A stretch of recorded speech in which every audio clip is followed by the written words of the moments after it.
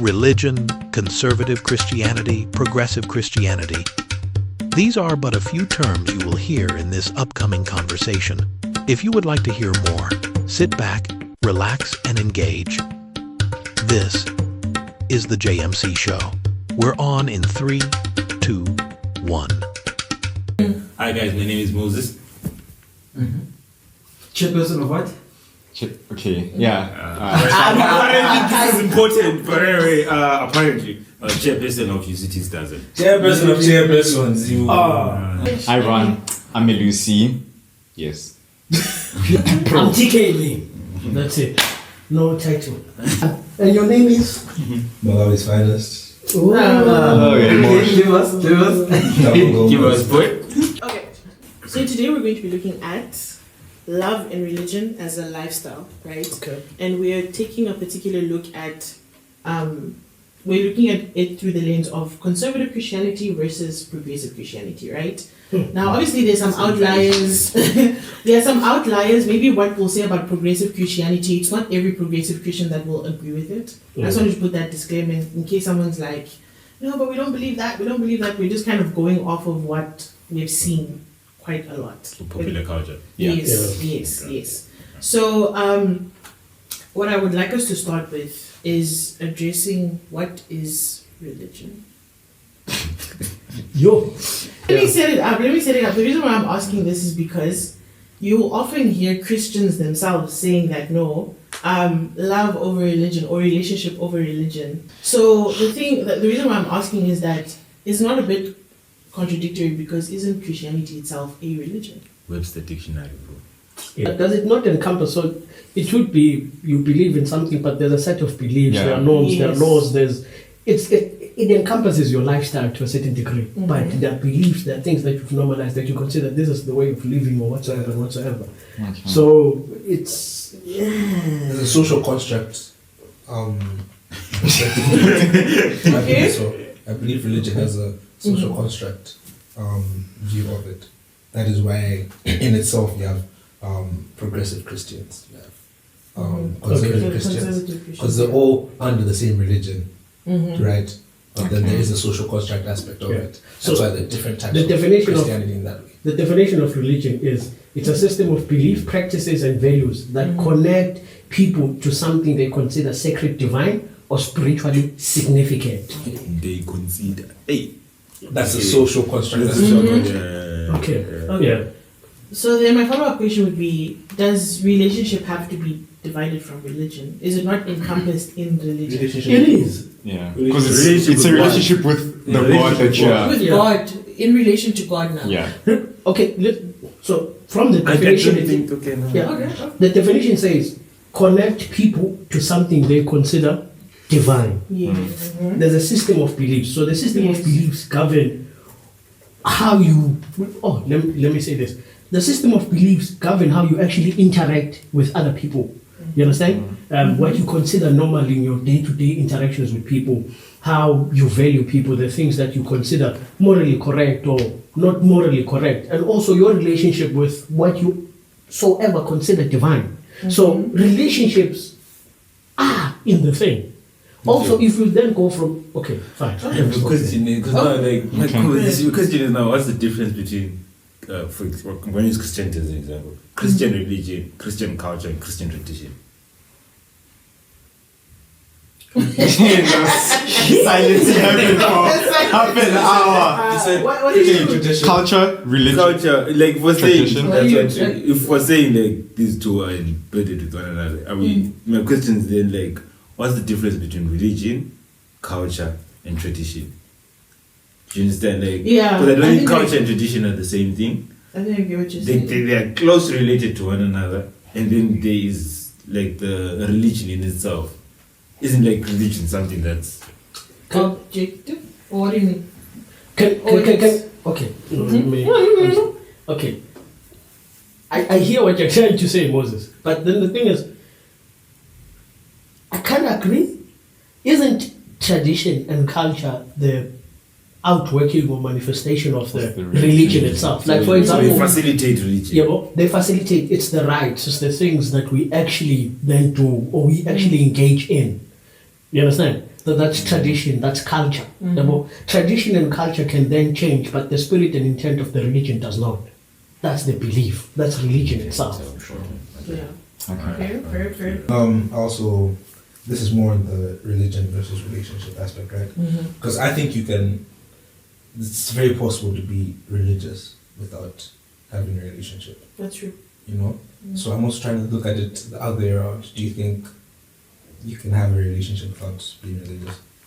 That's my question, and that's exactly why I asked it, because people set this thing up of, okay, let's live this religious story, it's just causing problems, it's about having a relationship with God. Christianity is essentially a relationship with God.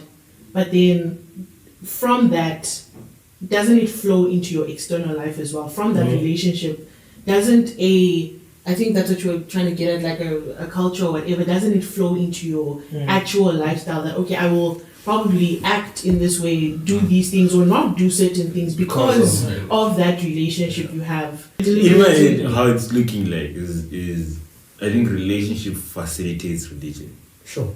In the sense of, I think you can be religious without relationship, but I don't think you can have a relationship without having some form of religion. And I think like my best example is like I'm gonna make use of like an intimate with a partner.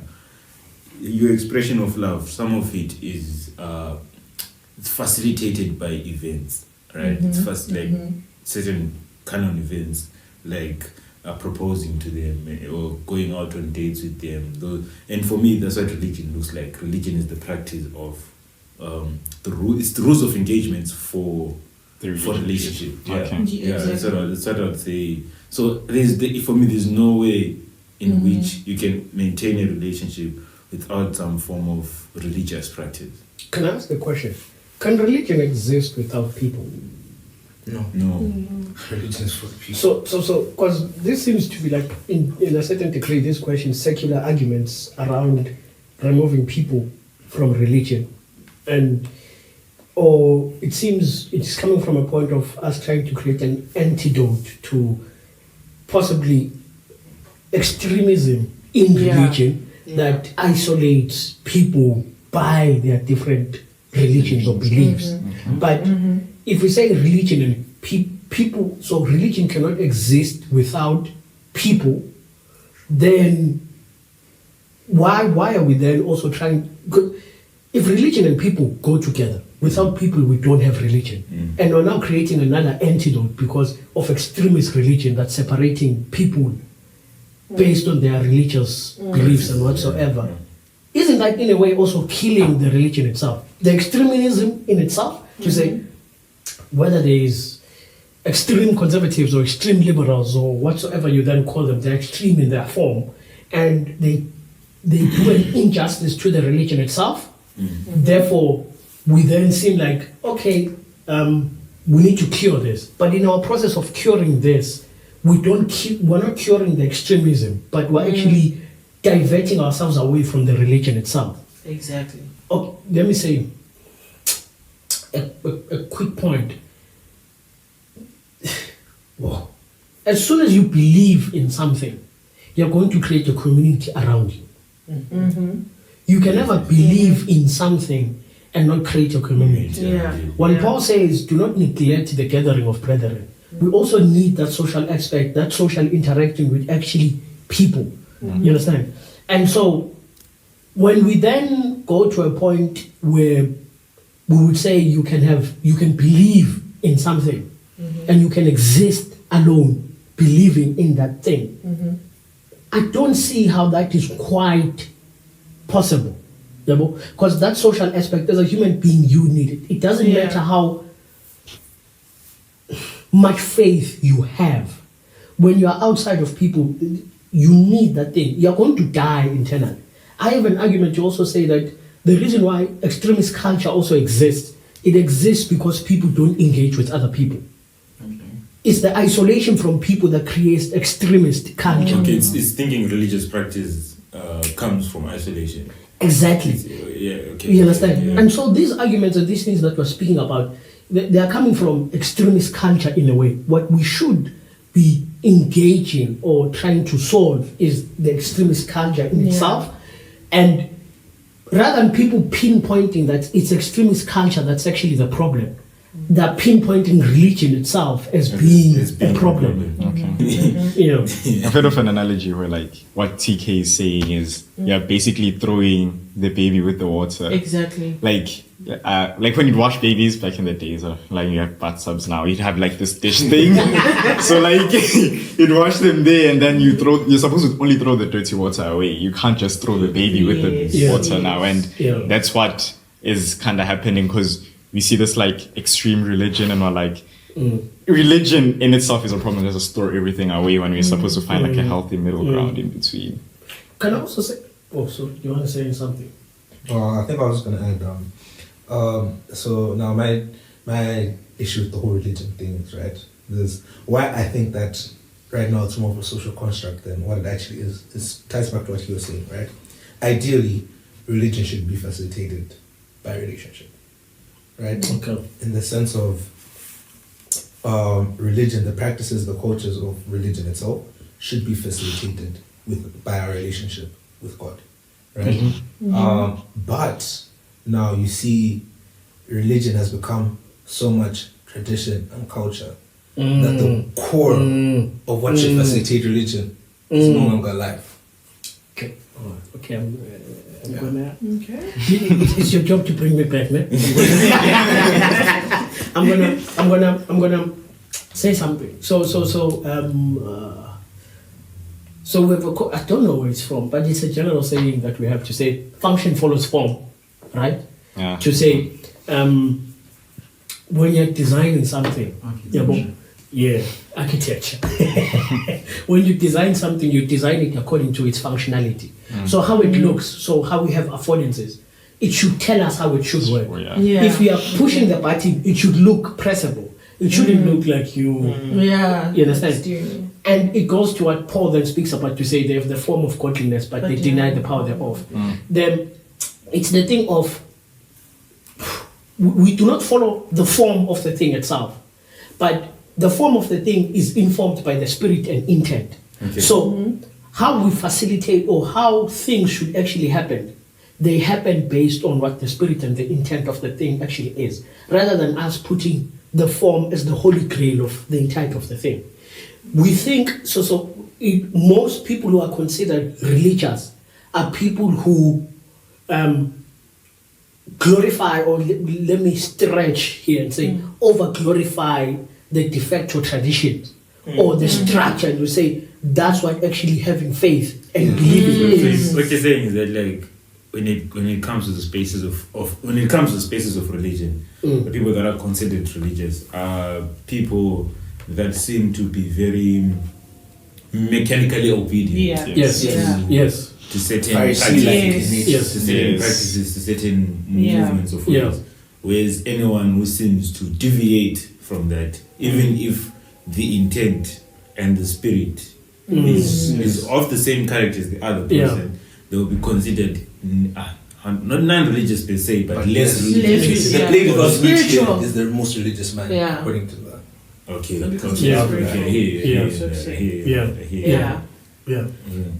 Okay. Interesting. Yeah, and like, like just to add on to what he's saying, right? And we're having a very interesting conversation the other day, talking about how culture should grow, right? And how we are. I view religion in the same way that, okay, if you read the Bible, right? A lot of even the things Jesus spoke about, there was context. The parables he gave made sense to the Jewish context. If you look at the nature of the wedding, for example, that was a Jewish wedding, and how it made sense. The way the Israelites left, everything was very much contextual, right? And it is only in religion in which culture doesn't grow in that sense. Ellen White's writings as well, they applied the things she was advising people not to do, applied directly to the 1800s context. Can I add something? Something I recently, I don't think it's a discovery, but someone was pointing it out. This was Ty in Eshik. Ty pointing out the fact that it's the Adventist church in itself has no doctrine of its own. It started as an interdenominational Yeah, it's an movement. interdenominational movement. Like it's a combination of various doctrines. It's like there's nothing. There's in your 28. We're also one of the few churches that don't have a creed. I didn't. Yes. Oh. So additionally on top of that, the 28 fundamental beliefs. At the close of we'll call this, when they come from the conference or the union, wherever they come from, the clause says that if you do find anything that contradicts these in the Bible, you are allowed to bring it forth and we will change it in accordance. So then, is Adventism has some sort of progressiveness It's in supposed to them? continuously progressive. That's the assumption. Because That's the what? assumption from the pioneers. Like they set it up. Can I bring a quote from an actual pioneer? So there's a guy, H.E. Daniels. So one of the pioneers. So he writes about. He says, "I foresee a time in the future where the church is there's no love left in the church, but it's only deadly formalism." He speaks about justification by faith, and he speaks about the church itself. And in him writing about that, so he's speaking about how in the majority of most churches, it starts off, we have eager people who are reading, who are trying to solve the issues that are actually happening at the time. They're engaging with the Bible, they're engaging with scripture, they're praying to God. You understand? Truly religious people, or people who are being moved by the Spirit of God. But when the church progresses, you have people being born within the church, born by these people who started this church and whatsoever. And these people, what they consider now spiritual is just, or religious, is what they get from their parents. So they feel loyalty to the de facto tradition that they inherit from their parents as a way of preserving their own identity rather than to truly engage with what their parents is actually giving to them. And when we go through this graph of the church actually progressing, we enter a point of such that there are so many generations that have grafted their identity to what they've been given to their parents, such that they feel no need to engage with what they actually believe in. Such that when it comes to a time where they must now, the form must change, the structure or the way we do things must change. It can't change, because if you change that, you are changing our identity. Rather than the original thing, which was the spirit and the intent of this thing was this. If form follows function, it then says the form that was created there, or the form that was taken there, there was a function behind it. There was a spirit and intent behind it. And the spirit and intent is what we should actually carry out through all the generations. But because it started with some people back then who lacked the earnest desire, or let me say, they lacked intellectual honesty to say, hey man, what is it that I'm actually inheriting? You understand? Am I inheriting the de facto tradition? Or am I inheriting something that, or am I inheriting the spirit of earnestness? Am I inheriting a religion or a culture that then says, I must learn how to actually engage with God, I must question things, I must engage with certain things at a certain level in a different way. To say, if there's something that's wrong, let me go to the scripture. Rather than to say, if there's something that's wrong, what does my church say? I think it's also like a form of laziness from the person that the religion is being passed to, like the children, because you're not willing to go through the work that your parents went through to discover and form their set of beliefs. You just want to take them exactly as they are and just be like, okay, this is what I'm gonna believe. And like, because to sit down and understand and be able to see what is wrong and understand why your parents say what they say is right and understand the form and the function of thereof, you need to like sit down and actually like think about it. And so if you don't have the patience or like the enthusiasm to do that, it's not gonna happen. Take away. Bro, you need to let that bro. No, one line. Okay, what would I hold you to? One line. It is the greatest injustice is to think that any value system can be breastfed. Okay. That's my statement. All right. Now you see, I think that in itself is also one of the biggest killers or limiters of progressive Christianity, in the sense that a child is born with enthusiasm, a child is born with curiosity. Growing up, personally, Child is born in desire. a child is born with desire as well. You know, growing up, I'm pretty sure all of us had questions that we asked. I would ask my mom, my dad. So when you say God is infinite, what does that mean? If you ask those questions, you leave the church. They'll make you go crazy. Yes. So they are inherently destroying that desire for me to grow in that sense. Yeah. And then I then learn that, there's certain things that I'm not supposed to question. I just pray before I eat because I was told the same prayer even. We'd say the same prayer. That's probably the one prayer that doesn't change. Going to place some food. You know it by heart. It's what you've learned. Yeah. You know? So you're taught, even though they might not make sense, and then you're taught that questioning is now a form of rebellion. Yeah. No, but hey, this I want to come. When did I say something to that? there's like two ideas or like that come through my head. One, I think we think progression is easy. I think that's the first assumption, right? We think progression is inherent. And I'm also not like, this is me critiquing, I think, use of language, that I don't think religion is something that can be inherited, not relationship, if that makes sense. Yeah. I don't think, and even I'm not even comfortable with inheriting religion. I think it's learned, like it's how you're taught. Okay, yeah. It's how you're taught to facilitate religious belief. I think that's the key function there. Because once you say inherited, you are assuming that the person when you get an inheritance, there is nothing that you can do within yourself to change the worth of that inheritance or what the nature of that inheritance. But when you gain something like a religious belief, there is duty within you or obligation within you to sit down and investigate what this thing is and then if you take into account now the use of the word investigate, it means that you have to bring yourself into it. And if you and I think it's essentially both in both spaces, right? Like progressive Christianity or liberal Christianity and conservative spaces. Both of them lack thinking. Like both of them lack self-application. Like there's no self-application in both processes, because this one is focused on everything is sacred, this one's focused on nothing is sacred. So like the use of the word, and I've forgotten the other point. It's fine to come back. Another second point, but the idea of inheritance is not, I don't think it's the best way going forward.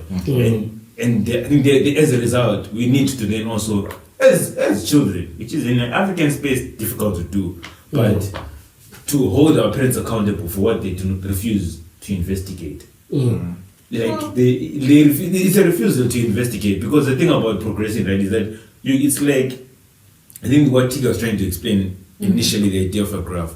It's a system, I think like, there are two extremes.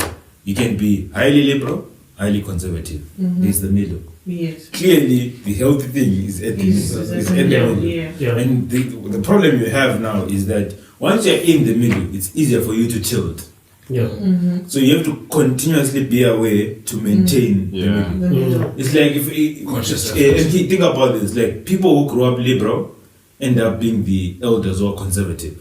And it's like a cycle, like it keeps happening like that. It means that at some point in time they stop investigating because it's tiresome. It's self-involving, like it's effort, requires effort for a youth, right? Like let's say I'm like 30 years old now, and one day decide to visit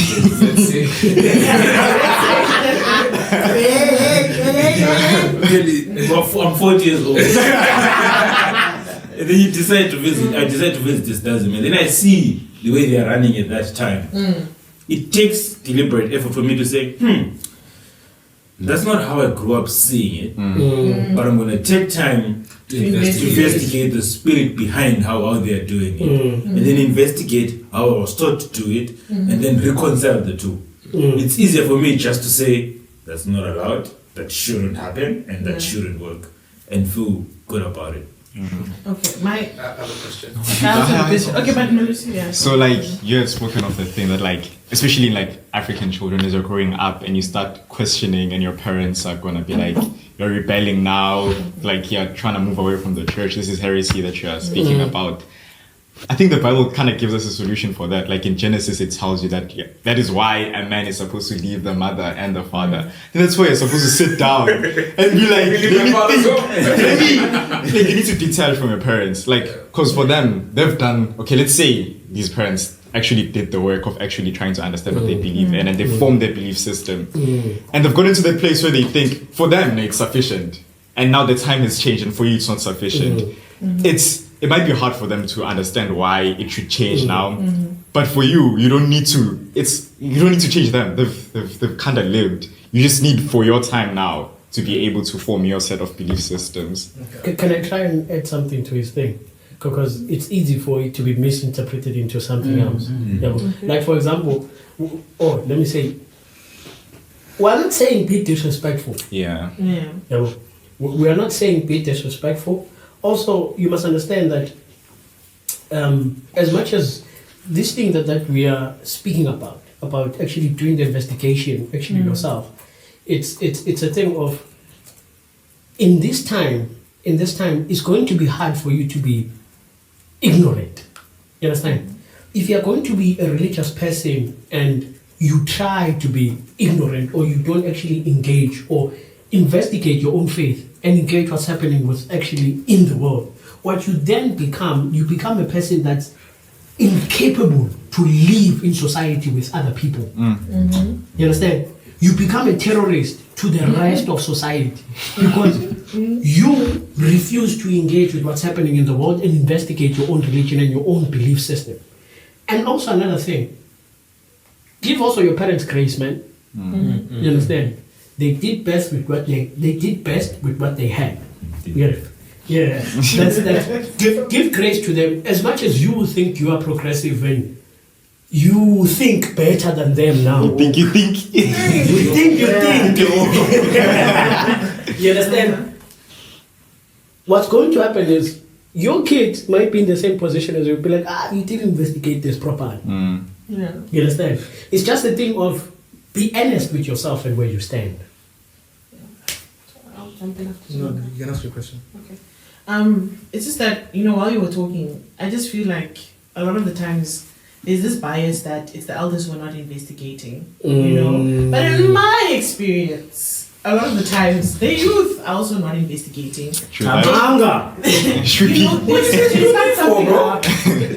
Yeah. They start something up, Yeah. and then when you really ask, okay, but according to the word of God, can you really support that this thing is fine or not? It's the framework of the answers are very much, no, but this is how it is for the youth, or this is what is best for the youth. I understand that obviously things will change with time. Like, principle remains the same throughout the ages, but the way it might look, the form, it will change, and I think that's fine.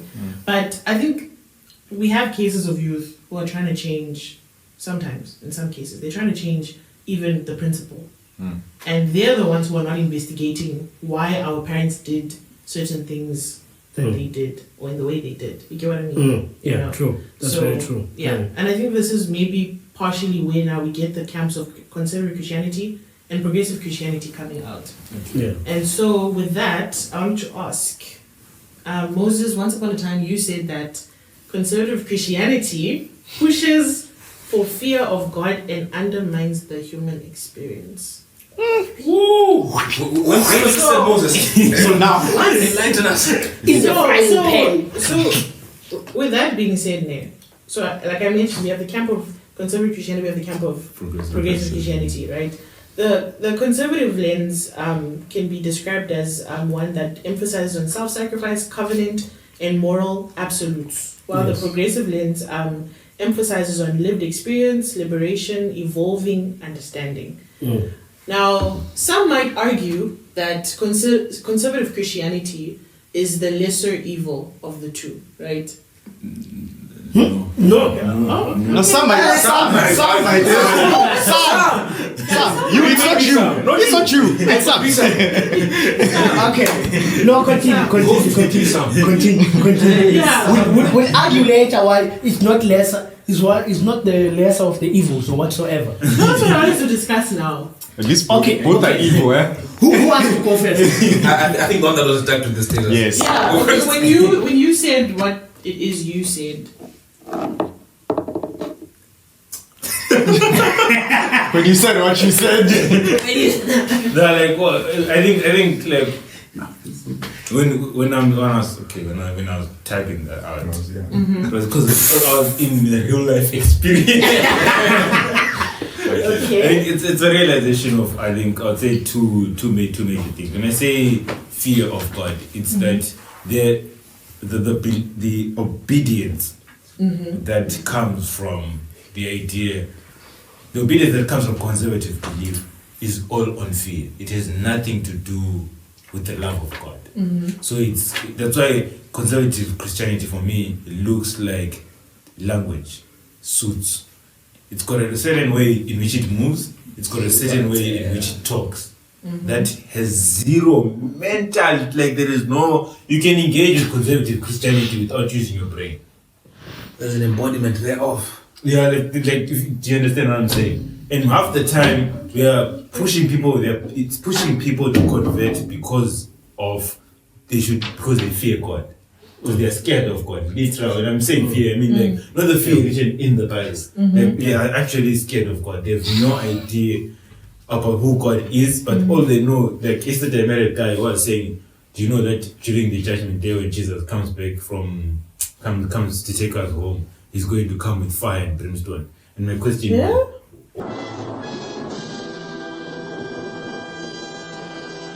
why are you emphasizing the second coming with fire and brimstone? And that's what I also mean by like the idea of conservative Christianity brings about fear. I hope that makes sense. Yeah. And then the second part of it because of that, it then undermines the human experience. And I think Tamanga's earlier point where he spoke about you're born with curiosity, you're born with desires, you're born with what else did you say? You said three things. I forgot the other one. Enthusiasm, like and even I'll even add charisma to that. When you look at conservative Christianity, it doesn't want you to do that. You can't sing a song and stand up and start. Obviously, I'll say, okay, this might show some form of conservativeness in me, but like, obviously, you can't do the extreme of dancing in church, right? You can't do that in church. Actually, in conservative belief, you can't even tap your feet, you can't move your body. So even when you can't do that. You can't make use of any gift. Like, you see what I'm saying? There's no passion. There's nothing. It's very rigid. No footwork. So because of that, there's then no emotional investment. And as a result, it undermines the human experience because the human experience is emotional, the human experience is passionate.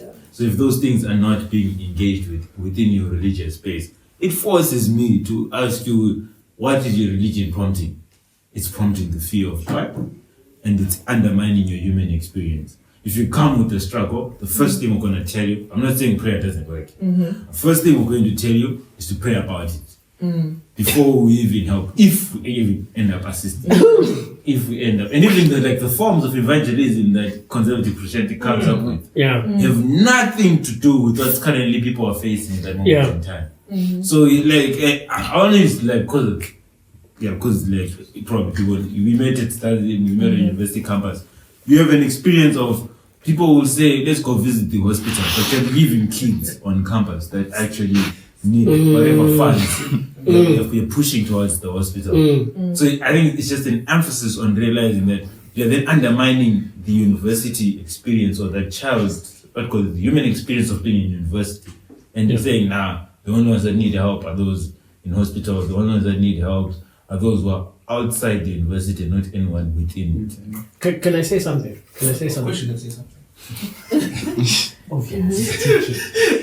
So it's you spoke about it being the lesser evil, right?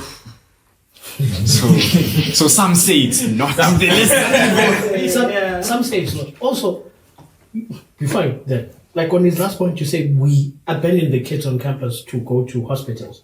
The reason why we easily go to hospitals. You can't even protest, bro. Like conservative Christianity can't even This is an argument that made us villains. It's the reason why we can do that. It is because we saw the elders within our church doing it. It's not that we sat down and we thought about it. We saw them doing it before. And like, oh, okay, this is how you evangelize. And we went Control C, Control V. Copy, paste. You understand? We never actually sat down and actually so they're giving books and we're like, that's how you do it. That's controversy. You understand? But on it, going back to this thing of it being a lesser evil, I would say it's not the lesser evil. In fact, it's the most dangerous one. It's the one that ends up with the savior of the cross. Exactly. It's Okay. the Let me Okay. yeah. Pause. Let me say this. Okay. I was a super conservative. But then here's what happens. One, conservatism says, one, it undermines this thing of you actually engaging with the religion itself and engaging with the world. You understand? When you don't engage with the world and you don't engage with the religion itself, you also don't engage with yourself. And I would argue and say a lot of conservatives are destitute or isolated from themselves. To say the reason why they are so mechanical in their routines and the things that they do, it's because one, they do not know how to engage with their own emotions. All that they know is kill and mortify the emotions. That's all that they know. You understand? Anything, if something is not done by other people that you've seen before in the faith, you understand? Or the form that they have done it, kill it. Kill it. You can't change anything. It must stay the way it is. And within that, it creates, one, the reason why it's conservatism is so painful, or why it was so painful for me, is the thing of people go through real things. You understand? And they must learn to process what's actually happening within them, psychologically and emotionally. Conservatism says being depressed is demonic. You understand? And do you understand how many people are depressed? If you go to a normal conservative church and you speak about depression and mental illnesses, heresy, in that one elder will call you outside after you are done. My child, you should not present that again. But then the thing is, it is their very kids that are actually suffering from this thing. Even the elders. Even the elders. And the way it manifests itself. So there's one person who says, he says that when you see kids being rebellious, there's something broken somewhere. And so what our job is to go and fix what is broken there, or to investigate what's actually broken. Rebelliousness, or the certain things that we then see or actually engage with, come from a place of brokenness. What we should then teach, or what we should be actually be actively engaged in, is teaching people how to actually engage. One, Christ says, I did not come for those who are whole, I came for those who are sick. And each and every time, before he gives the all-powerful commands that restrains, that the all-powerful commands that says, do not sin no more. And people actually, that command itself has power, and people do not sin anymore.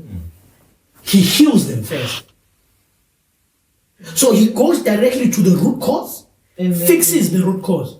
To the woman that is found in idolatry and whatsoever, he removes, the accusers move away from her first. And one of the most beautiful things that Christ does within that moment is this thing of, my man, I would like to believe, to a certain degree, he reinstates her image. Yes. Yes. In that event. Yes. He brings back her confidence and her humanity within that experience. Such like when now the command goes out to say, sin no more, the command is finding a human being. You understand? And what's fascinating, the Bible often refers to people as vessels. Yeah. And if you think about the idea of Christ saying that, when I came here for the people that are not healed, I came here for the broken people. Broken vessels are empty vessels. So therefore, Christ can't come and fill a full vessel already.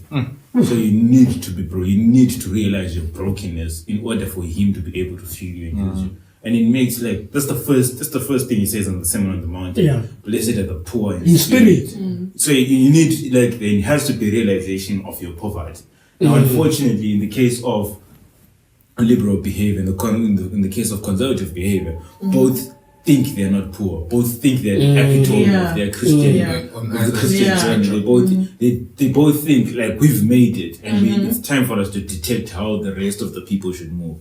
It also creates this thing that Paul puts an argument, and he says that there is neither Greek nor Jew. In other words, there are no classes when it comes to Christianity. There is no deviations. And when he says Greek or Jew, interestingly enough, the Greek is the liberal. Yeah. Jew is the conservative. Yeah. Because the Jew is saying, I be circumcised, and the Greek is saying, I do not need circumcision. So it's the same space against the same argument. It just coming back in a different form. Yeah. And the additional problem is that we think we are the innovators. Like we think we're the ones first time experiencing this thing. And I think it then causes us to also have a lack of dependency upon Christ. Like, because if you see it in the Bible, Greek Jews, this thing is there, it's been there for a while. It's gonna force you to say, God, how do I then move in this space? Because clearly the way I'm moving, the way I'm naturally intending to move is wrong.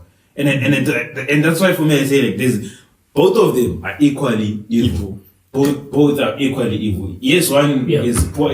You can think about it this way actually. One has a Messiah on the cross. That's pure conservative behavior. Like, if he doesn't move this way or do things this way, we'll put him on a cross and we'll kill him. But the other one kills the nation, which is, in the case, Israel, where we think nothing is sacred and everything deserves equal attention. You have the case of everyone is putting their own various gods and they're saying, through these gods we'll reach God in heaven.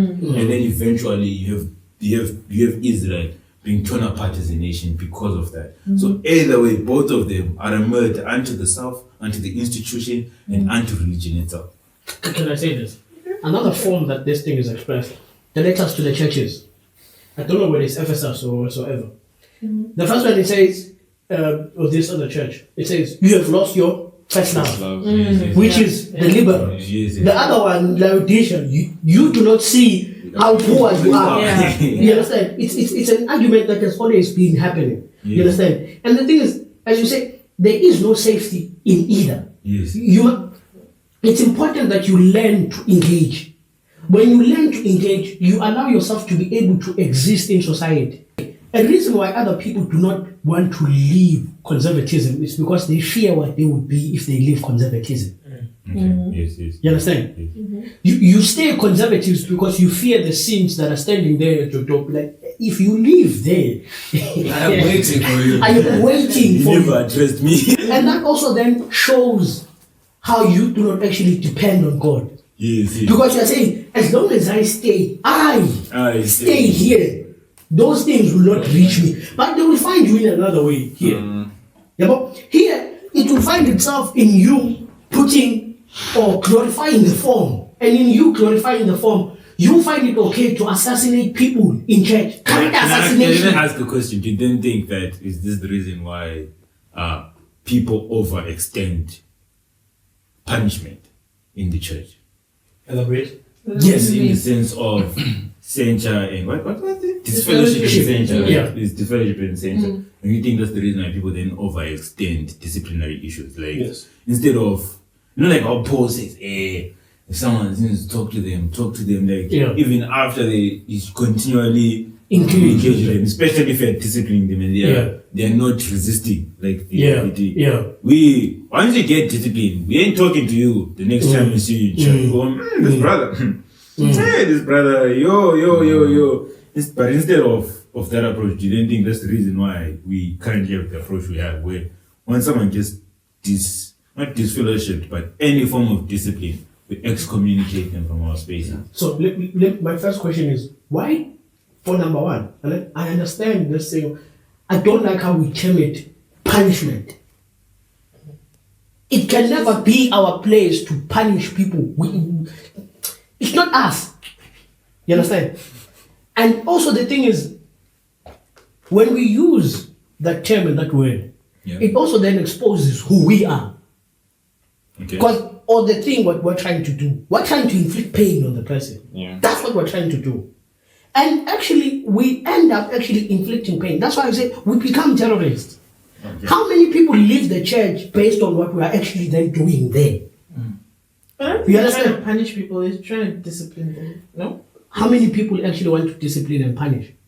I will argue right now and say, you understand that a person who's not fixed on the cross who's not engaging with Christ and engaging with the self.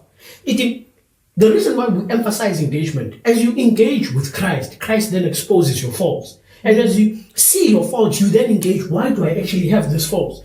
And Christ comes close and says, no, the root cause is here. And as you engage with the root cause, you see other things, other manifestations of this thing, and you start dealing with them little by little. It becomes an entire process. You become a better person. But then the thing is, there are people who are not engaging with Christ, therefore they are not engaging with themselves. As they are not engaging with themselves, they need entertainment within the church so that they stay in the church. And their entertainment comes from people. You understand? Hence why you'd find brethren who find happiness in seeing other people in pain. Oh, I saw that brother working with that lady at this time of the night. The things that Moses is doing, it spreads. You understand? And they become the chess masters moving the pieces so that Moses is punished. You understand? So that the ultimate goal is to see him in pain. Yeah, not to correct. Exactly. Also, the same way we have a lot of things that happen in the church are not exclusive to the church. They happen in the rest of the world also. The same way from our communities that we come from. We have jealous people. We have jealous people in church. We have people who are in so much pain that the only way they feel happiness is to see other people in more pain than them.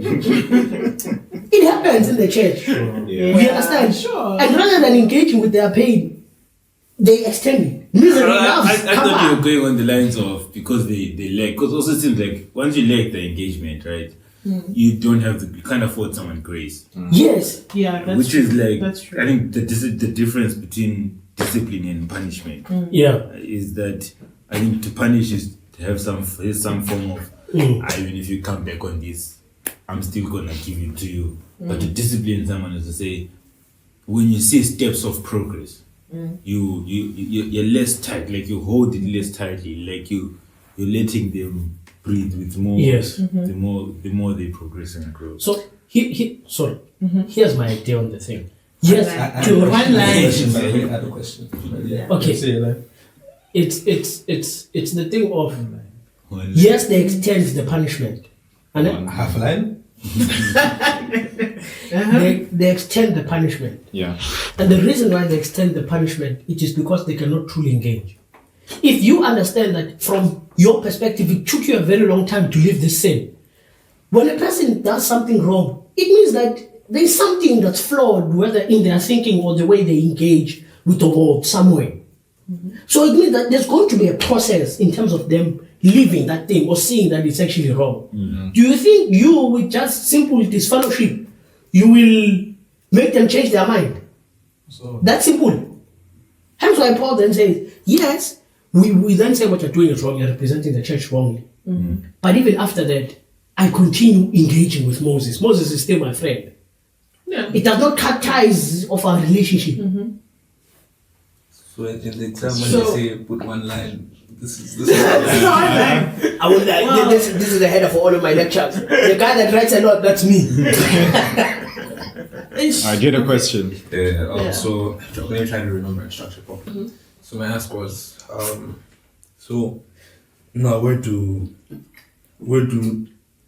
does non-trivial tradition fit into religion, religious beliefs and passing down religious beliefs, let's say to your kids and all that between conservative and liberal behavior, right? What I'm trying to say is, for example, in the African context, for example, having dreadlocks is associated with you smoking or whatever, and our parents, you know, once you just start shaving the sides, your parents are, you know, what's going on? Who have you started chilling with at school?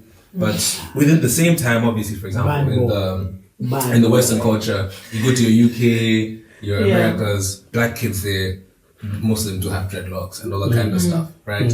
But here, the beliefs of you not having dreadlocks are perpetuated by religion.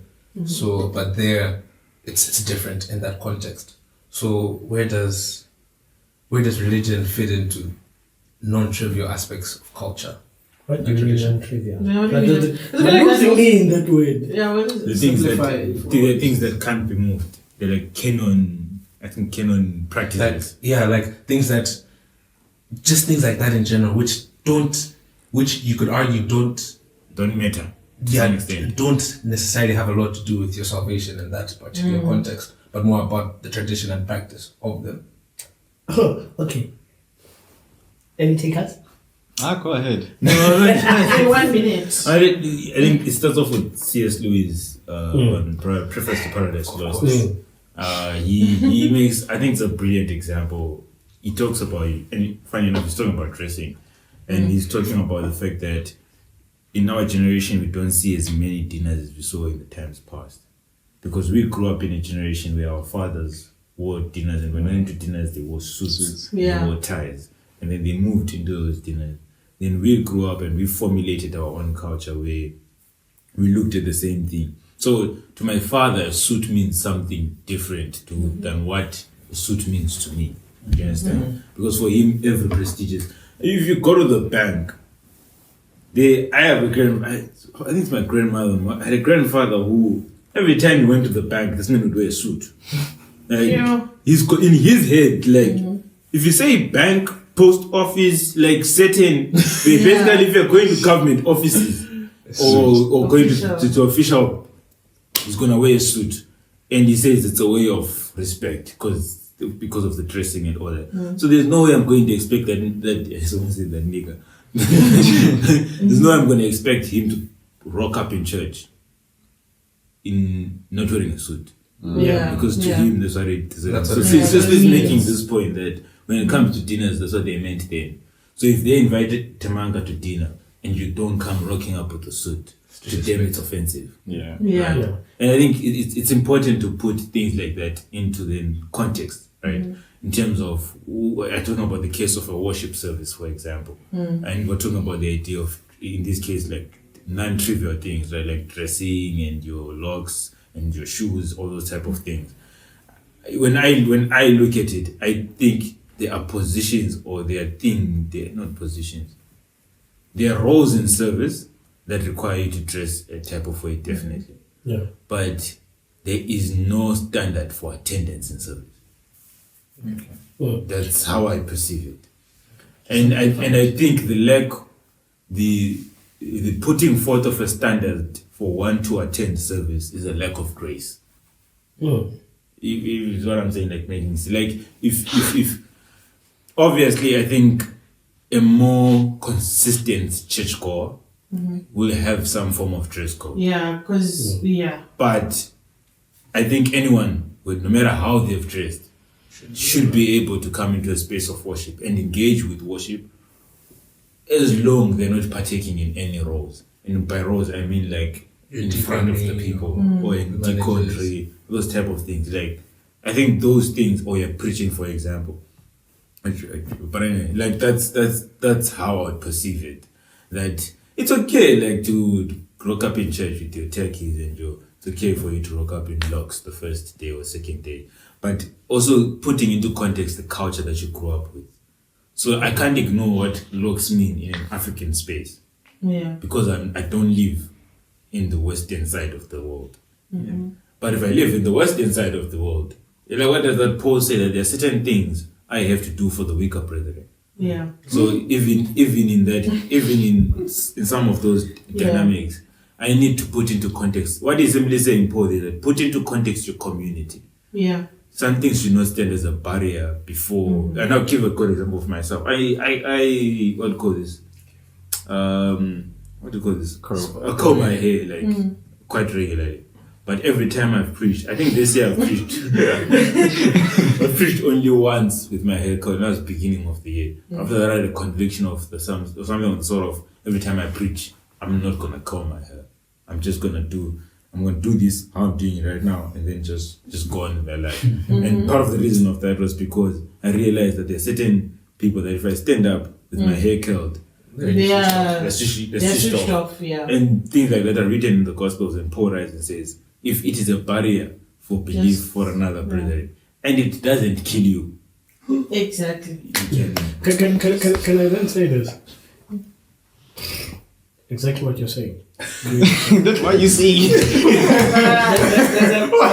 But the extreme, we shouldn't take it. So there's this concept of the terrorism of the weaker brethren, Yeah. such that everything that we do now, Weaker breathing. the weaker brethren, because it becomes now, we're doing everything because of the weaker brethren. True. The weaker brethren must go to the gym. Yeah. At some point. I told you before it was because of my mom who's the weaker brother in this context. But I don't know, it puts it this way. It's where she speaks about the rain. Yeah. So this is testimonies to ministers. We had an argument in my structure because of this a couple of years back, and I put the quote there. So I'm going to paraphrase it because I don't remember it exactly. So she says to the ministers that are going to Africa and all of these places, put into mind the context of the people that you're going to. If in that area wearing a ring is something that a married man does, wear it. Yes. Don't retaliate for the sake of retaliation or be like, hey, this is unholy, what's it? Wear it. There's also a book called Creepy Compromise for those who are watching. Yeah. By Joe Cruz that says the same thing. So wear it. And what she's speaking about there is the thing of, if you want to serve people, put into mind their context. Yeah. If you be like, no, actually, as Moses is saying, I want to preach, I want to evangelize to people, I want to spread the gospel or whatsoever. Unfortunately, you would have to take in those things, the norms that they have, which don't contradict to the Bible. Just, if they don't contradict to the Bible, just take them. There's no, you understand? And also, when you speak about this thing of with your grandfather and that thing being respect, with our African parents, bro, just respect them. Simple. You understand? Don't be trying to make them into liberals now, to change their way of thinking. Just respect them. If in their home they do not need those dreadlocks and whatsoever, don't Avoid it. Yeah. avoid it. We don't need unnecessary arguments. You The understand? manga is not. The manga is not agree. We don't need unnecessary arguments. Tell me you're Gen Z without telling me you're Gen Z. Because also, here then, my thing. One, we cannot be focused on arguments of lighter things when we're supposed to be spreading the gospel. True. Why are Also, the why are you assumption so, here today is that everyone in this house is a believer. Oh yeah, that's the assumption. That's the assumption. Yeah, that's the assumption. What you say screw me for? Like? we don't need to be arguing about, oh, your hair is of a different color and that thing is giving certain. Bro, just Okay, but the put it simple. manga. Why are we arguing about that thing? Because also, let me ask you then this. This is my point. Most people who have never evangelized always argue, be like, no, people must accept me the way I am. Go and evangelize the way you are. You won't even make it. They won't even hear you. They won't hear. You know how rude people are when you're evangelizing. Why the experience of evangelizing? What I've got a question. Like, I've got abundant life. to all of this. Yeah, like, Okay. So, like, it's known that the Adventist Church, like, Yeah. I'll just speak because, like, that's the one we're involved with the Yeah. most. Loses, like, youth, like, you're crazy. Man, right, we're all like, Yeah. I think, like, Cyclops says, like, 75% of the youth, like, leaves the church. So, 25% stays. Yeah. And This is the 25%. so, like, the whole debate, I'm just gonna focus, zero in on just dressing here. Yeah. Is that, so the conservative or, like, the whole thing of, like, respecting the elders and dressing, like, in suits and all of that is more reverent in church. And then from the other guys who are a bit more progressive, will come and say, but I'm being authentic by coming just as I am, right? Yeah. And then what happens is, because we're forcing these young people to conform to, like, this standard that is created by the older generation, then they leave the church and go to other churches, because there are other churches that are out there that do allow that kind of, that will cater for that. So, like, how do we get the youth back if we must always, like, how, like, Okay. okay. Why are you using your hand, bro? But I just need to hit a point with your thing that you need to add. That's modesty, bro. Modesty, that it has to be modest. Whether it's a suit or it's casual, Yeah, it has to But be I need modest. us to add that. Yes, and no, no, a good example add is that. like, there are no holy shorts, for example. Like Yes. there are no holy shorts. There are no holy. okay, below the knee.